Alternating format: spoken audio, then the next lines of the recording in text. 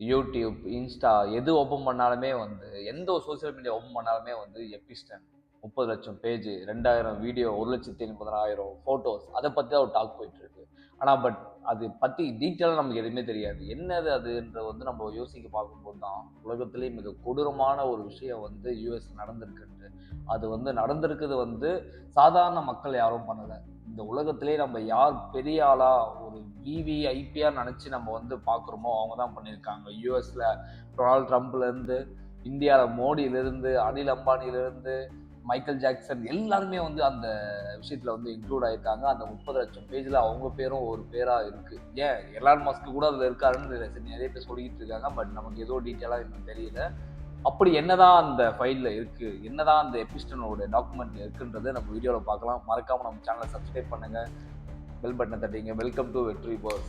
Okay, முதல்ல எபிஸ்டன்ன்ற வந்து அந்த ஃபைலுக்கான நேமே வந்து எபிஸ்டன் தான் வச்சிருக்காங்க. எபிஸ்டன்றவன் யாரு?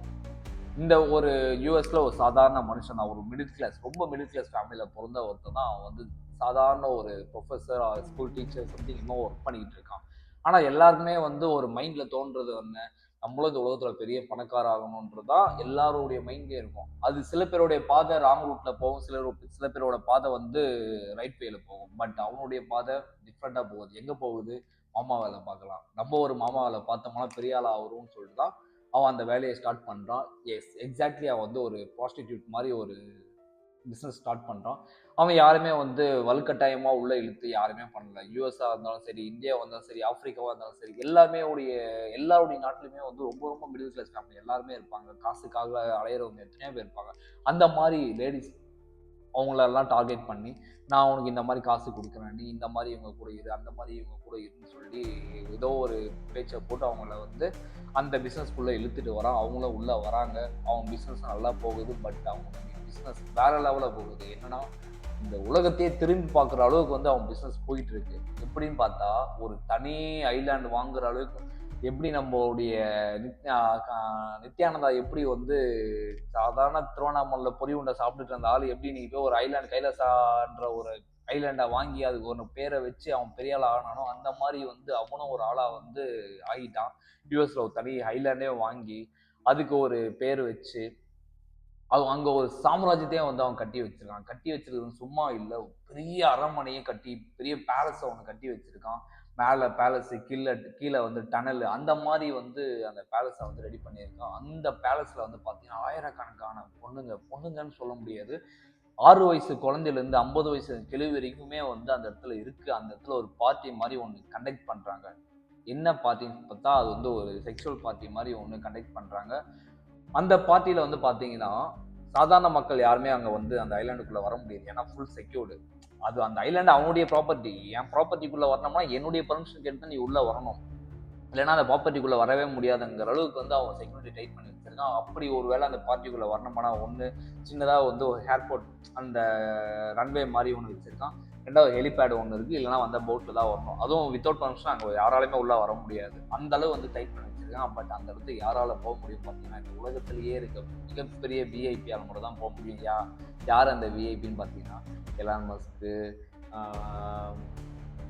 டொனால்ட் ட்ரம்ப்பு, ஏன் நம்ம நரேந்திர மோடி, அந்த மாதிரி பெரிய பெரிய விஐபி மட்டும் தான் வந்து போயிருக்காங்க. பட் அங்கே போனது மட்டும் அவங்களுடைய வேலை.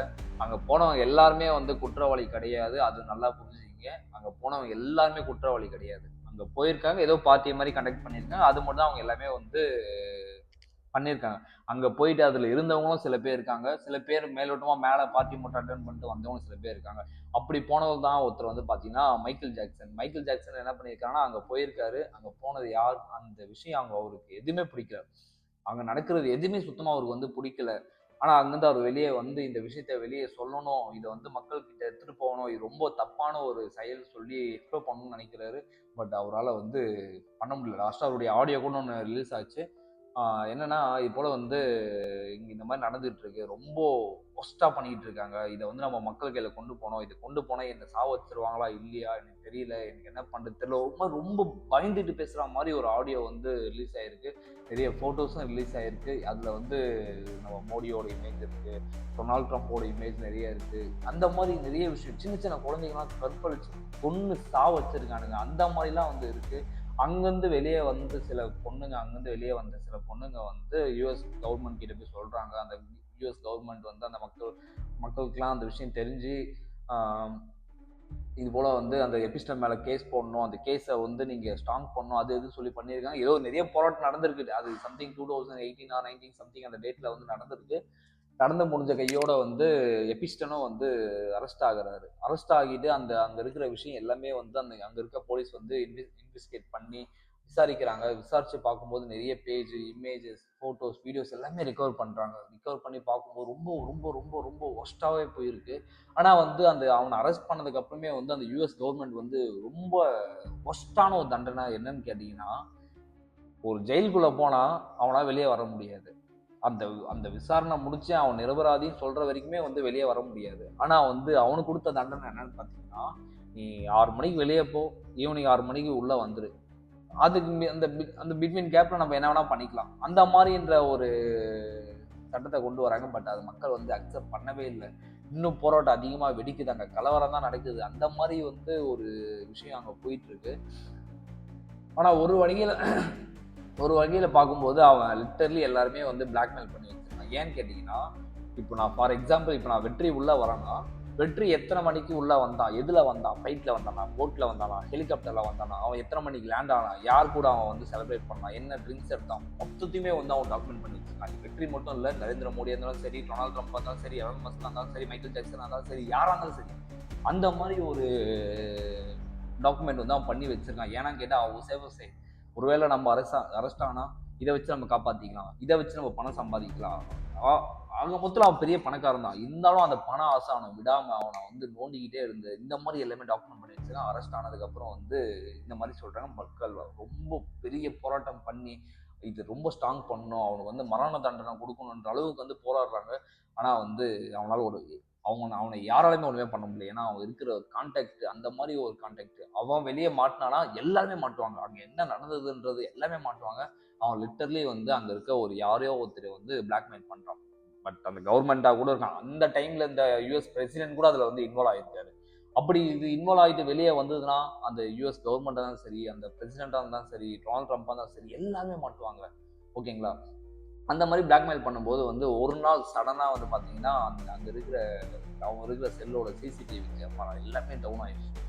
அவங்க இருக்கிற கேமரா, அவங்க இருக்கிற ஏரியா கேமரா மட்டும் இல்லை, அந்த என்டையர் ஜெயிலோட கேமராவும் சிசிடிவியும் டவுன் ஆகுது. அவனுக்கு பாடி கார்ட்ஸாக போட்ட ஒரு சில கார்ட்ஸ் எல்லாருமே வந்து மயங்கி கீழே விழுறாங்க. மறுநாள் காலையில் இருந்துச்சு பார்த்தா எபிஸ்டன் சூசைட் பண்ணி இறந்துட்டான்னு சொல்லிட்டு ஒரு பிம்பத்தை கட்டிட்டாங்க. ஆனால் அவன் சூசைட் பண்ணி இறந்தானா, சூசைட் பண்ணி இறக்கலையா, இல்லை என்ன நடந்துச்சுன்றது நமக்கு தெரியாது. நம்ம இன்னைக்கு வரைக்குமே ஒரு சந்தேகமாக தான் இருக்குது. பட் அவன் இறந்துட்டான்.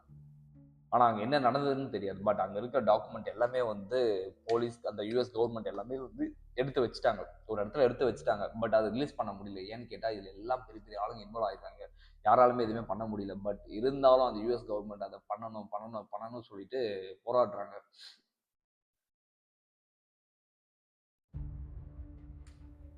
அந்த டைமில் தான் வந்து பார்த்தா டொனால்ட் ட்ரம்ப் வந்து ஃபர்ஸ்ட் டைம் வந்து பிரசிடெண்ட்டாக உள்ளே வராரு. ஃபர்ஸ்ட் டைம் உள்ளே வராரு. எப்படி உள்ளே வராருன்னு பார்த்தா டொனால்ட் ட்ரம்ப்பே அதை சொல்கிறாரு. ஒருவேளை நான் ஆட்சிக்கு வந்தால் இந்த டாக்குமெண்ட்டை வந்து நான் ரிலீஸ் பண்ணுறேன், எபிஸ்டனோட கேஸை நான் ரிலீஸ் பண்ணுறேன்னு சொல்கிறாங்க. பட் அதை வந்து சில கோர்ட், யூஎஸில் இருக்க கோர்ட் வந்து என்ன பண்ணுறாங்கன்னா அப்ஜெக்ஷன் தெரிவிக்கிறாங்க. இதை வந்து பண்ணக்கூடாது, பண்ணால் யூஎஸோட பேரை கெட்டு போடும், அது இதுன்னு சொல்லி அவனுக்கு வந்து எக்கச்சக்கமாக ஏதோ பேசுகிறானுங்க. பேசி அப்படியும் ஓகே ஒரு வேளை ரிலீஸ் பண்ணலாம், அதில் இருக்க குழந்தைங்க பெண்களுடைய ஃபேஸ் எல்லாத்தையுமே வந்து பிளர் பண்ணுங்க, அவங்க கண்களை ஹைட் பண்ணி வைக்க, அது இதுன்னு சொல்கிறாங்க. பட் அது ரிலீஸ் ஆகும்போது யாருடைய ஃபேஸும் மறைக்கப்படல. என்ன நடந்தது எல்லாமே வந்து உண்மையாகவே காட்டிட்டாங்க.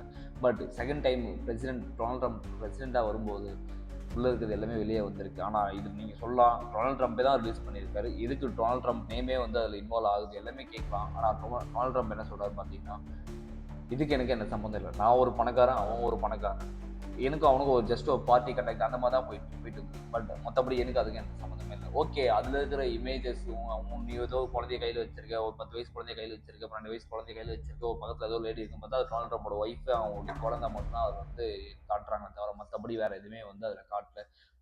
பட் நம்ம பின்னாடி என்ன தெரியுதுங்கிறது நமக்கு தெரியாது. பட் அது வீடியோவில் பார்க்கும்போது நம்ம பச்சையாக தெரியுது இவனுக்கு எல்லாமே தப்பு பண்ணியிருக்காங்கன்ட்டு. ஏன் இன்க்ளூடிங் எல்லாருமே தப்பு பண்ணியிருக்காங்க. ஆனால் யாராலுமே வந்து அதை வெளியே கொண்டு வர முடியல. முடிஞ்சளவு அங்கே இருக்கிற மக்கள் இன்னைக்கு ஒரு வேர்ல்டு வார் 3 வந்து யூஎஸ் நடந்துட்டு இருக்கு. இதை பத்தியே நடந்துட்டு இருக்கு. இவ்வளவு கொடூரமான ஒரு அரக்கனை வந்து நம்ம இது வரைக்கும் யாருமே பார்த்துட்டு இருக்க மாட்டோம். இன்னொரு விஷயம் என்னன்னு தெரியுமா, அந்த பேலஸ்ல வந்து பாத்தீங்கன்னா ஒரு அண்டர் கிரவுண்ட் டனலே இருக்கு. அந்த டனல் எதுக்குன்னு கேட்டீங்கன்னா, அந்த டனல் பில்ட் பண்ணதுக்கே 3 வருஷம் ஆச்சுன்னு சொல்றாங்க. அந்த 3 வருஷம் எதுக்கு, அந்த அந்த டனலை கிரியேட் பண்ண 3 வருஷம் எதுக்கு ஆச்சுன்னு பார்த்தா, அங்க இருக்கிற பொண்ணுங்க குழந்தைங்க எல்லாம் சாகும்போது அந்த டனல்ல போட்டு தான் வந்து புதைக்கிறாங்க.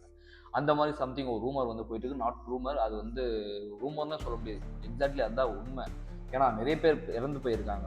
இறந்து போனவங்களை வந்து எதுவுமே பண்ண முடியாது. அவங்களெல்லாம் அந்த டனலை போட்டு மறைக்கப்படுகிறாங்க. இந்த மாதிரி நிறைய விஷயம் வந்து நடந்திருக்கு. இதெல்லாம் எப்படி மக்களுக்கு அது வெளியே வருதுன்னு பார்த்தீங்கன்னா, அங்கே இருக்கிற அந்த பொண்ணுங்க, அந்த 1000 கணக்கில் ஏதோ பொண்ணுங்க, சில பொண்ணுங்க மட்டும் வெளியே வந்து வெளியே இருக்க மக்கள் கிட்ட வந்து சொல்றாங்க. மக்கள் போராட்டம் பண்ணி அதை வந்து இந்த அளவு வெளியே எடுத்துட்டு வராங்க. இன்னும் அது வெளியே வந்துகிட்டே இருக்கு. இந்த விஷயம் இன்னும் வெளியே வந்துகிட்டே தான் இருக்கு. நம்ம யாரும் இதை வந்து மறைக்க முடியாது. என்ன நடக்குது, என்ன என்ன கதை, ஏது கதைன்னு மறைக்க முடியாது. சில வீடியோஸ்ல பார்த்தா, சில வீடியோஸ், சில வாய்ஸ் ரெக்கார்ட்லாம் பார்த்தீங்கன்னா கோட் வேர்ட் மாதிரி பேசுறாங்க. கோட் வேர்ட் மீன்ஸ் லைக் எப்படின்னா, இப்போ வந்து என் பேர் வந்து வெற்றின்னு பார்த்தா என் பேர் வெற்றின்னு இருக்காது, வேற ஏதோ நேம் வச்சிருப்பாங்க. ஃபார் எக்ஸாம்பிள் இப்போ வெங்காயம் தக்காளியில் வந்து ஒரு பேர் வச்சிருக்கேன். இப்போ நான் வந்து வெங்காயம் பார்த்தீங்கன்னா, ஓகே வெங்காயம் வரான் இன்னைக்கு இத்தனை மணிக்கு, தக்காளி இத்தனை மணிக்கு வரான், தக்காளி இத்தனை மணிக்கு வந்துட்டு இத்தனை மணிக்கு போகிறான், தக்காளி இந்த ஒருத்தன் கூட இருக்கிறான். பட் தக்காளி தான் நமக்கு தெரியுமே தவிர தக்காளியோட ஒரு ரியல் நேம் என்னன்னு தெரியாது. அந்த மாதிரி கோட் வேர்டில் தான் வந்து நிறைய இது வந்து பேசப்படுகிறது. அந்த பேசப்படுகிற பர்சன் யாருன்றது வந்து நம்மளால் கண்டுபிடிக்க முடியாது. ஏன்னா அன்றைக்கி இருந்த எபிஸ்டன் இன்னைக்கு இல்லை. அந்த மாதிரி வந்து நிறைய விஷயம் யூஎஸ் நடந்துட்டு இருக்கு. பட் இன்னமும் நடக்கும். இன்னும் பெரிய பிரச்சனை போயிட்டு தான் இருக்கு. இவ்வளோ ஒஸ்டான ஒரு மொமெண்ட்டை வந்து நம்ம எதிர்பார்த்ததே இல்லை. எங்கேயுமே நடந்திருக்க முடியாது. நடந்துட்டு இருக்கு. என்ன பண்றது? ஓகே, இதுதான் வந்து எபிஸ்டனோட ஸ்டோரி. ஒரு பாலியல் ஒரு தொழிலை உருவாக்குறான், ஆயிரக்கணக்கான பொண்ணுங்களை கூட்டிட்டு வரான், யாரையுமே அவன் கிட்னாப் பண்ணல. எல்லாமே வந்து அவங்களுடைய சம்மதத்தில் காசு கொடுத்து ஏமாற்றி ஆசையை காட்டி எல்லாருமே உள்ளே கூப்பிட்டு வந்து இந்த மாதிரி பண்ணி இந்த மாதிரி ஒரு விஷயம் நடந்திருக்கு. இதுதான் வந்து எபிஸ்டனோட ஃபுல் ஸ்டோரி. பட் இன்னும் நடந்துகிட்டே இருக்கும். இன்னும் ஃபர்தரான அப்டேட்டை வந்து இந்த வீடியோவில் கொடுக்குறேன். மறக்காமல் வெற்றியோட சேனலை சப்ஸ்கிரைப் பண்ணுங்கள்.